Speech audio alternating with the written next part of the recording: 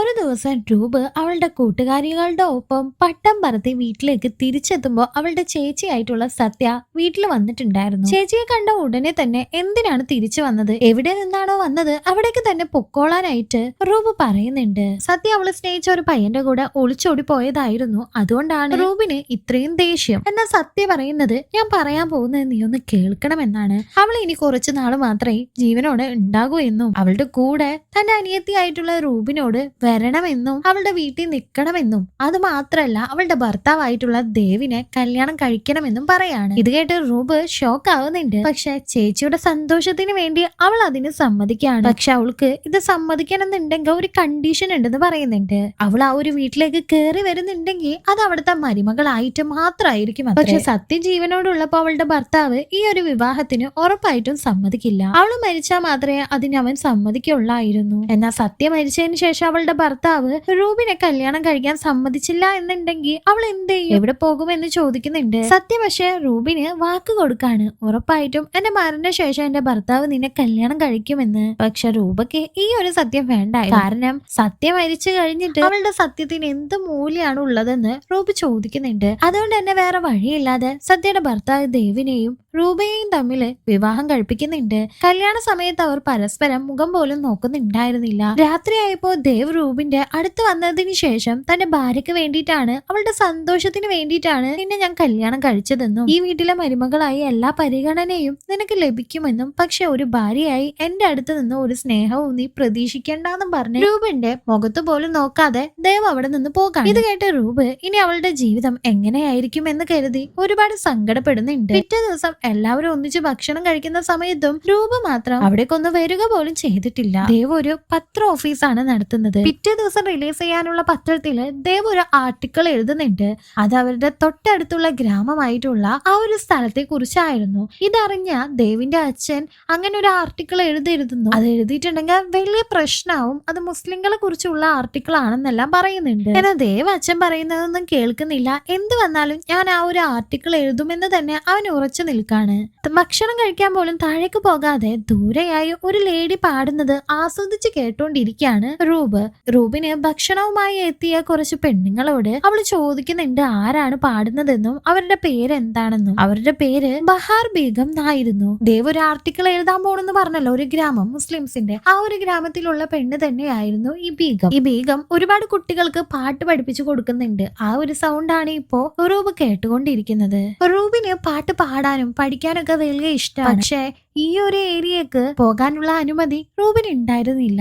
അതെന്തോ തെറ്റായ ഏരിയ ആണെന്നാണ് എല്ലാവരും പറയുന്നത്. ഇപ്പൊ സഫർ എന്ന് പറഞ്ഞിട്ടുള്ള ഒരാളെ കാണിക്കുന്നുണ്ട്. അവന് വലിയ ജന്മിമാർക്കൊക്കെ വാളുണ്ടാക്കി കൊടുക്കുന്ന ജോലിയാണ് ചെയ്യുന്നത്. അവന്റെ വാള് വാങ്ങാൻ വന്ന ഒരു മനുഷ്യൻ അവന്റെ വാള് നല്ലതായിട്ട് പോലും നീ ഒരു തെറ്റായ വഴിയിലൂടെ ജനിച്ച കുട്ടിയാണെന്നും പറഞ്ഞിട്ട് അവനെ അപമാനിച്ച് അവന്റെ കയ്യിൽ നിന്ന് ആ ഒരു വാള് വാങ്ങാതെ പോകാണ്. അതുകൊണ്ട് തന്നെ സഫർ അവന്റെ ഷർട്ടിൽ പിടിച്ച് നന്നായി വഴക്കിട്ടിട്ട് അവിടെ നിന്ന് ഇറങ്ങി പോകുന്നുണ്ട്. ഈ പാട്ട് പാടുന്ന സ്ത്രീ ആയിട്ടുള്ള ബഹാർ ബീഗം അവനെ തന്നെ നോക്കുന്നുണ്ടായിരുന്നു. സത്യ റൂബിന്റെ അടുത്ത് പോയിട്ട് നാളെ മുതല് നീ ദേവിനായിട്ട് കൂടുതൽ അറ്റാച്ച്ഡ് ആവണം, അവന്റെ കൂടെ പത്ര ഓഫീസിൽ നീയും പോയി ജോലി ചെയ്യണം, ദേവ് എങ്ങനെയാണ് എന്താണെന്നെല്ലാം മനസ്സിലാക്കണം എന്നൊക്കെ പറയുന്നുണ്ട്. ആ ഒരു പത്ര ഓഫീസിൽ ജോലി ചെയ്യാനൊന്നും അവൾക്ക് താല്പര്യം ഉണ്ടായിരുന്നില്ല. അവൾക്ക് പാട്ട് പഠിക്കാനായിരുന്നു താല്പര്യം. അത് ആ ഒരു ബഹാർ ബീഗത്തിന്റെ അടുത്ത് തന്നെ പോയി പാട്ട് പഠിക്കണമെന്നും അവൾ പറയുന്നുണ്ട്. പക്ഷെ അതൊരു മോശപ്പെട്ട ഏരിയ ആയതുകൊണ്ട് തന്നെ സത്യ അതിന് സമ്മതിക്കുന്നില്ല. പക്ഷെ തന്റെ അനിയത്തി എന്തെങ്കിലും കടുങ്കൈ ചെയ്യുമോ എന്ന് കരുതി സത്യയും അമ്മായച്ചനോട് പോയി ഇതിനെക്കുറിച്ച് സംസാരിച്ച് സമ്മതം വാങ്ങിക്കുന്നുണ്ട്.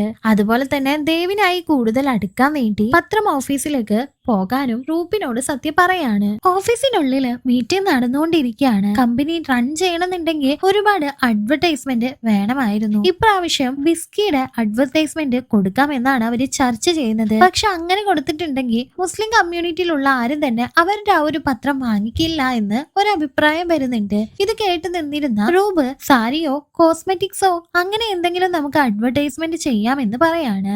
അങ്ങനത്തെ പ്രോഡക്ട്സ് ഒക്കെ അഡ്വർടൈസ്മെന്റ് കൊടുത്തിട്ടുണ്ടെങ്കിൽ ഒരുപാട് പെണ്ണുങ്ങൾ നമ്മളുടെ പേപ്പേഴ്സ് വാങ്ങുമെന്ന് അവൾ ഒരു അഭിപ്രായം പറയുന്നുണ്ട്. ഇത് കേട്ട് നിന്നിരുന്ന ദേവ് തന്നെ റൂബയോട് നീ ആരാണെന്ന് ചോദിക്കാണ്. പരസ്പരം അങ്ങോട്ടും ഇങ്ങോട്ടും അവർ മുഖങ്ങൾ തമ്മിൽ കണ്ടിട്ടില്ലായിരുന്നല്ലോ. ആ സമയം ഞാൻ ദേവിന്റെ വൈഫാണെന്നാണ് ദേവിനോട് തന്നെ റൂബ പറയുന്നത്. അവളുടെ പ്ലേസ് എവിടെയാണെന്ന് കാട്ടിക്കൊടുക്കാൻ മാത്രം പറഞ്ഞിട്ട് ദേവ് അവിടെ നിന്ന് പോകുന്നുണ്ട്. റൂബ ദേവ് പോയതിനു ശേഷം അടുത്തുണ്ടായിരുന്ന ആ ഒരു മനുഷ്യനോട് അവനെ ചൂണ്ടിക്കാട്ടിക്കൊണ്ട് അതാരാണെന്ന് ചോദിക്കാണ്. ഇത് കേട്ട് നിന്നിരുന്ന അയാൾക്ക് അത്ഭുതം തോന്നാണ്. കാരണം ഭാര്യ ഭർത്താക്കന്മാർക്ക് തന്നെ അവര് പരസ്പരം അറിയാത്ത പോലെ. അതുകൊണ്ട് തന്നെ ആ ഒരാള് വേറെ ഒന്നും തന്നെ പറയാതെ അവളുടെ പ്ലേസ് മാത്രം കാട്ടിക്കൊടുക്കുന്നുണ്ട്. ദേവ് അവന്റെ ക്യാബിനിലേക്ക് പോകുന്നുണ്ട്. അപ്പോഴാണ് റൂബ് അവിടെ എഴുതിയിട്ടുണ്ടായിരുന്ന ദേവ് ചൗധരി എന്ന് പറഞ്ഞ ആ ഒരു പേര് വായിക്കുന്നത്.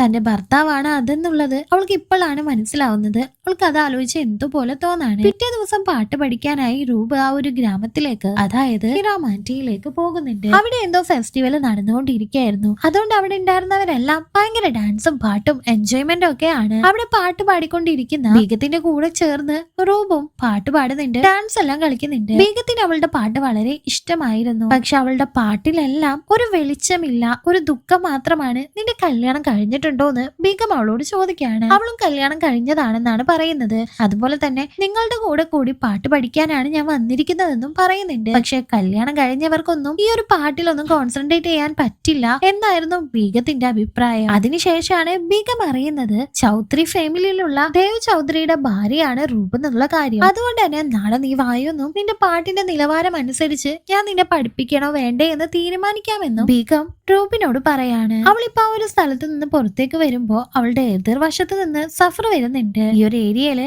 എല്ലാവരും പാട്ട് പാടുന്നത് ഞാൻ കേട്ടിട്ടുണ്ട്. പക്ഷെ നിന്റെ ശബ്ദത്തിന് പ്രത്യേക ഒരു ഭംഗിയുണ്ടെന്നും നിന്റെ ശബ്ദത്തില് ദുഃഖമാണെന്നുണ്ടെങ്കിലും അതിലൊരു പ്രണയം ഞാൻ കാണുന്നുണ്ടെന്നും നിന്റെ ശബ്ദം പോലെ തന്നെ നിന്റെ കണ്ണുകളും വളരെ മനോഹരമാണെന്നല്ല അവളെ വർണ്ണിച്ചുകൊണ്ട് അവിടെ നിൽക്കാണ്. അതിനൊന്നും റൂബ് ഒരു മറുപടിയും പറയാതെ അവിടെ നിന്ന് പോകുന്നുണ്ട്. പിറ്റേ ദിവസം ബീഗത്തിന് റൂബ് പാട്ട് പാടി കേൾപ്പിച്ചു കൊടുക്കാണ്. അതിനുശേഷമാണ് അവളും പാട്ട് പഠിപ്പിച്ചു കൊടുക്കാമെന്ന് ഉറപ്പു നൽകുന്നത്. പുറത്തു വന്ന രൂപം സഫറിനെ ഒന്ന് ഒട്ടാകെ നോക്കുന്നുണ്ട്. അവൻ അവിടെ എവിടെയും കാണാനില്ല. അവള് വീട്ടിലേക്ക് തിരിച്ചു പോകാണ്. പക്ഷെ ഇവള് സഫറിനെ നോക്കുന്നതല്ല, സഫർ അവരെ ദൂരെ നിന്ന് കാണുന്നുണ്ടായിരുന്നു. ദേവിന്റെ അടുത്ത് ചെന്ന രൂപം, ഞാൻ ഹിരാമന്തി ഗ്രാമത്തെ പറ്റി ഒരു ആർട്ടിക്കിൾ എഴുതുന്നുണ്ടെന്നും അത് നിന്നെ കൊണ്ട് പബ്ലിഷ് ചെയ്യാൻ പറ്റുമോ എന്നും ചോദിക്കുന്നുണ്ട്.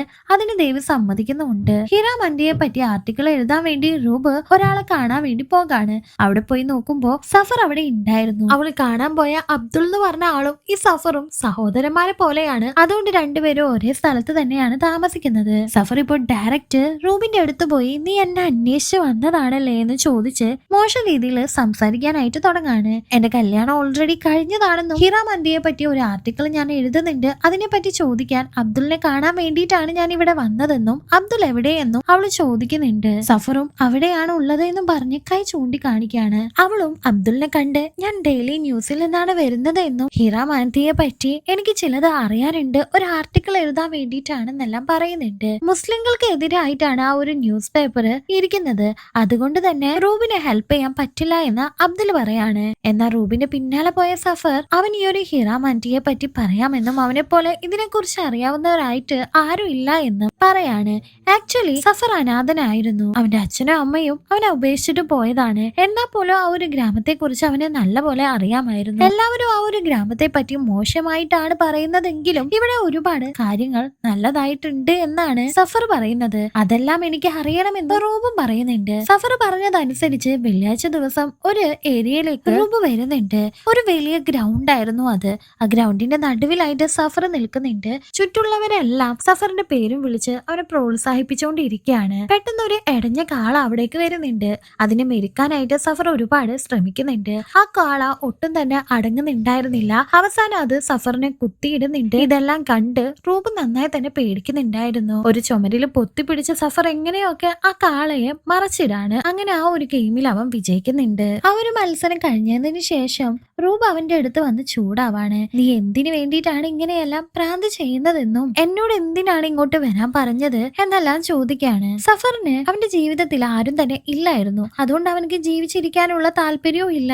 അതുകൊണ്ടാണ് ഒന്നും നോക്കാതെ ഇങ്ങനത്തെ പരിപാടികളെല്ലാം അവൻ ചെയ്യുന്നത്. ദേഷ്യം വന്ന റൂബോ എന്തെങ്കിലും ഒരു ദിവസം സ്നേഹം നിന്നെ തേടി വരുമെന്നും ആ ഒരു സമയത്ത് നിനക്ക് മരണത്തെ പേടി തോന്നുമെന്നും ആ ഒരു നാൾ അടുത്ത് തന്നെ ഉണ്ടാകുമെന്നും പറഞ്ഞ് അവിടെ നിന്ന് ദേഷ്യത്തോടുകൂടി പോകാണ്. റൂബ് അവിടെ നിന്ന് പോയതിനു ശേഷം അതിലെ വന്ന അബ്ദുലും നീ എന്താണ് ഈ ചെയ്യുന്നത്? ആ ഒരു പെണ്ണിനെയെങ്കിലും വെറുതെ വിട്, അവളുടെ കല്യാണം കഴിഞ്ഞതാണ്, നിനക്ക് വല്ല ബോധവും ഉണ്ടോ എന്ന് ചോദിച്ചിട്ട് അവിടെ നിന്ന് പോകാണ്. ഹിറാമാന്തിയെ കുറിച്ച് അറിയാനായിട്ട് റൂബ് പിന്നീട് സഫറിന്റെ കൂടെ നടക്കാനായിട്ട് തുടങ്ങാണ്. വേറൊരു ഭാഗത്ത് സത്യയുടെ അസുഖം ഇപ്പോൾ വളരെ കൂടുതലായിക്കൊണ്ടിരിക്കുകയാണ്.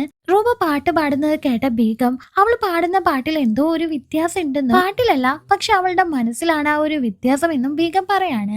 അതിനുള്ള കാരണം കുറച്ചായി സഫറിനെ റൂബ് പ്രണയിക്കാനായിട്ട് തുടങ്ങാണ്. ഇത് കണ്ടു നിന്ന ബീഗം സഫറിന്റെ അടുത്ത് പോയി നീ ചെയ്യുന്നത് തെറ്റാണെന്ന് പറഞ്ഞ് അവനെ ഉപദേശിക്കാനായി ശ്രമിക്കുന്നുണ്ട്. ആക്ച്വലി ഈ ബീഗമായിരുന്നു സഫറിന്റെ ഉമ്മ. ഈ ബീഗവും ദേവിന്റെ അച്ഛനായിട്ടുള്ള ബൽവാർ ചൗധരിയും തമ്മിൽ പണ്ടൊരു റിലേഷൻ ഉണ്ടായിരുന്നു. അതിലുണ്ടായിരുന്ന ഒരു കുട്ടിയാണ് സഫർ. സഫറിനെ പ്രസവിച്ചതിന് ശേഷം അവന്റെ അമ്മ ബീഗം അവനെ ഉപേക്ഷിച്ചിട്ട് പോവുകയാണ് ചെയ്തത്. എങ്ങനെയെങ്കിലും ആ ഒരു ചൗധരി കുടുംബത്തിനോട് പ്രതികാരം ചെയ്യണമെന്ന് മാത്രമേ സഫറിന് ഉണ്ടായിരുന്നുള്ളൂ.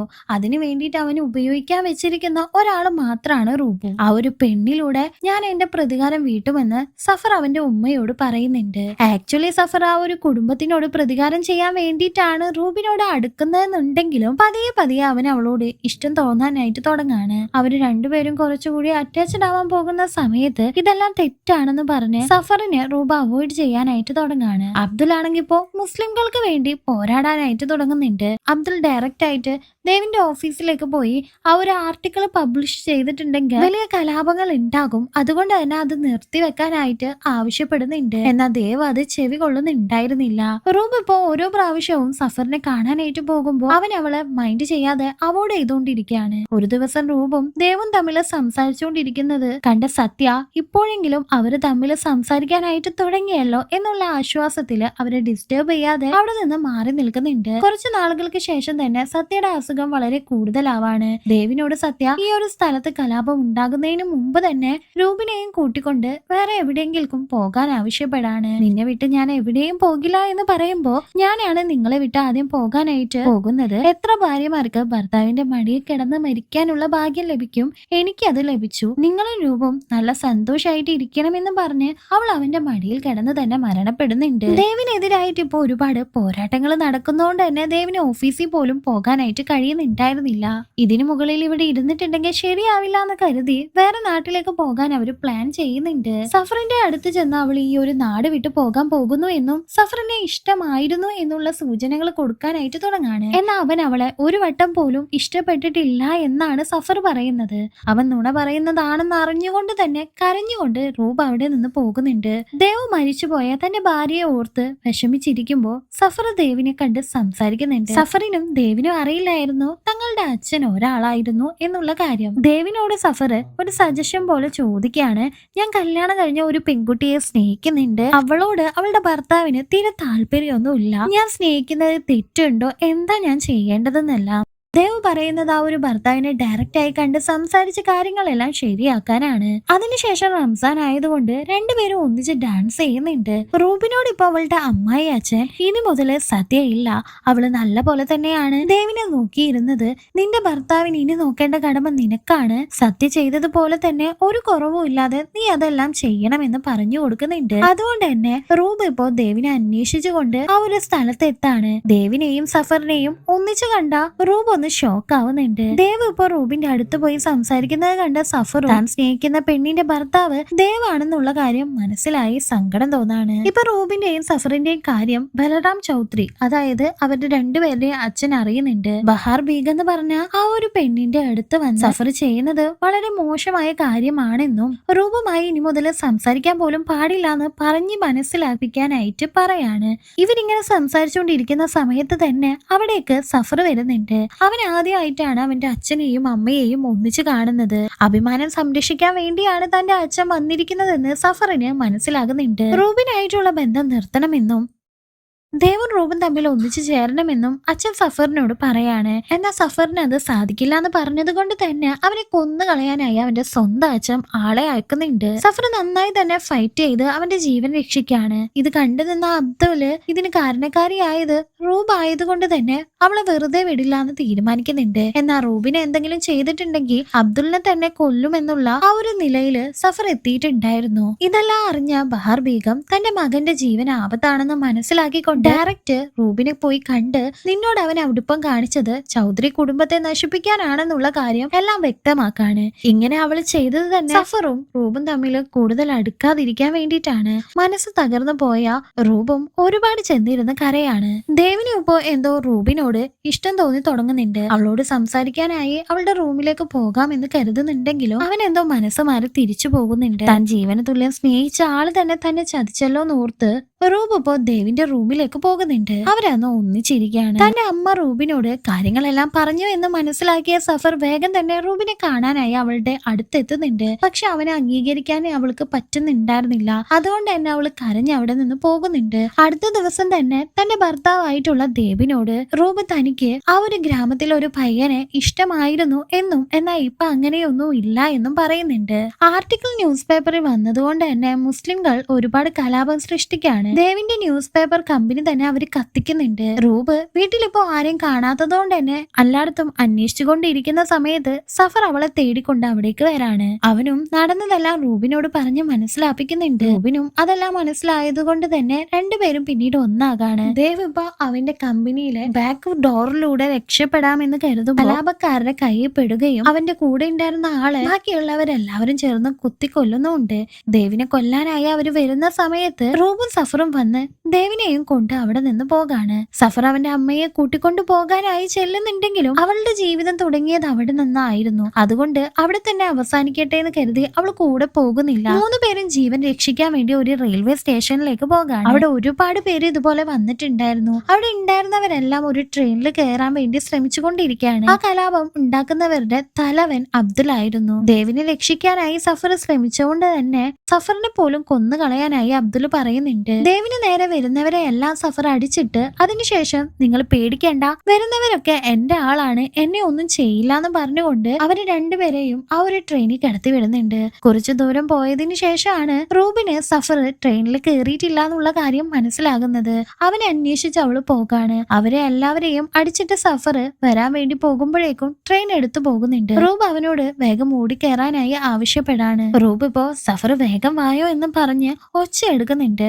അവളും സ്ലിപ്പായി താഴെ വീഴാനായിട്ട് പോകുമ്പോ ദേവ് വന്ന് അവളുടെ കൈ മുറുകെ പിടിക്കുകയാണ്. ഇവള് സഫർ എന്ന് വിളിക്കുന്നത് കണ്ട ദേവിന് അവള് പറഞ്ഞ അവള് സ്നേഹിക്കുന്ന ആ ഒരു പയ്യൻ സഫർ ആണെന്നുള്ള കാര്യം മനസ്സിലാവുന്നുണ്ട്. സഫർ ഇപ്പോ വന്ന് റൂബിന്റെ കൈ പിടിക്കുന്നുണ്ടെങ്കിലും പെട്ടെന്ന് പിന്നിലൂടെ വന്ന അബ്ദുൽ അവനെ വെട്ടിക്കൊല്ലുന്നുണ്ട്. അവൻ അങ്ങനെ താഴെ വീണാണ്. റൂബ് ഇപ്പൊ ഇറങ്ങാൻ വേണ്ടി നോക്കുന്നുണ്ടെങ്കിലും ദേവ് അവളുടെ കൈ വിടുന്നില്ല, മുറുകെ പിടിക്കുകയാണ്. റേവിനിപ്പോ റൂബിനെ വിടണോ അതോ പിടിക്കണോ എന്ന് പോലും അറിയുന്നുണ്ടായിരുന്നില്ല. അബ്ദുലിന്റെ കയ്യാലെ തന്നെ കത്തിക്കുത്തി വാങ്ങി സഫർ വീഴുന്നുണ്ട്. ഇത് കണ്ട റൂബിന് താങ്ങാനാകുന്നുണ്ടായിരുന്നില്ല. എങ്ങനെയെങ്കിലും ഭയോ സഫർ എന്നും പറഞ്ഞ് അവള് കൈ നീട്ടുന്നുണ്ട്. അവസാന ജീവൻ പോകുന്നത് വരെ സഫർ റൂബിനെ തന്നെ നോക്കിക്കൊണ്ടിരിക്കുകയായിരുന്നു. ദേവൻ റൂബ് ഇപ്പൊ വേറൊരു സ്ഥലത്തേക്ക് പോകുന്നുണ്ട്. രണ്ടുപേരും ഒരു വീട്ടിലാണ് താമസിക്കുന്നതെങ്കിലും പോലും താൻ ജീവന് തുല്യം സ്നേഹിച്ച സഫറിനെ മറക്കാനായിട്ട് റൂബിന് പറ്റുന്നുണ്ടായിരുന്നില്ല. അവനെ തന്നെ ആലോചിച്ചപ്പോ റൂബ് അവളുടെ ജീവിതം ദേവിന്റെ കൂടെ ജീവിച്ചു തീർക്കാണ്. ഈ ഒരു മൂവി നിങ്ങൾക്ക് ഇഷ്ടപ്പെട്ടോ എന്നൊന്ന് കമന്റ് ചെയ്തേക്കണേ. ഇഷ്ടപ്പെട്ടിട്ടുണ്ടെങ്കിൽ ലൈക്ക് ചെയ്യാനായിട്ട് മറക്കണ്ട. Thank you.